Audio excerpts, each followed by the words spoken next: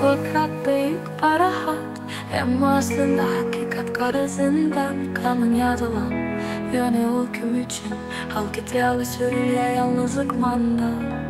Hak nerede, hukuk nerede? Adalet tozun bolup uçtu asmana. Bir taraf diğerler, yine bu yerde. Mecburluk var, zorluk var, kanun soramaz.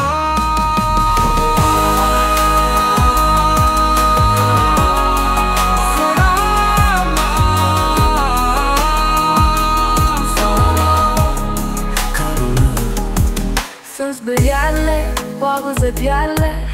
Ama hakkı kısırı gürlemedi kadavan. Kim korkma bu yanlış yoldan. Vatan cehenneme uğruldu karadan. Hak, hukuk, kanun yok. Adalet gitti, zulüm köp. Kim gürlese sesi boğuluyor. Kim görürse bağlanıp tutuluyor.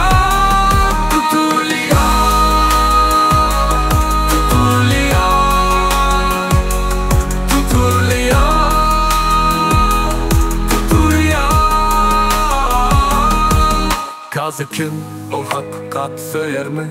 Ya da yalan bilen tahta çıktı mı?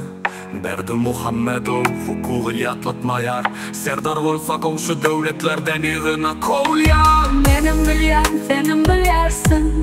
Bu yerine bir adamın kanunu. Sen garip olsan hukukun yok. Yöne bay olsan her gün toy. Hak, hukuk, kanun yok. Adalet gitti, zulüm köp. Kim gürlese sesi boğuluyor. Kim görürse bağlanıp tutuluyor.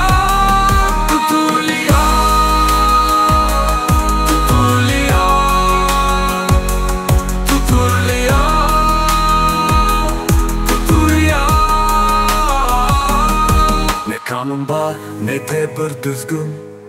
Yalan vaazızdan başka yok yol. Halk ölüyor, halk kul bolup kalıyor. Emma onların kulakları kör gözleri. Hak, hukuk, kanun yok. Adalet gitti, zulüm köp. Kim gürlese sesi boğuluyor. Kim görürse bağlanıp tutuluyor. Türkmenin yüreği ağrıyor, biliyor. Emma var ki çeklep koyar her adım. Bir hakikat şem bolup yanar. Şolun adalet kazanar. Hak, hukuk, kanun yok. Adalet gitti, zulüm köp. Kim görürse sesi boğuluyor. Kim görürse bağlanıp tutuluyor.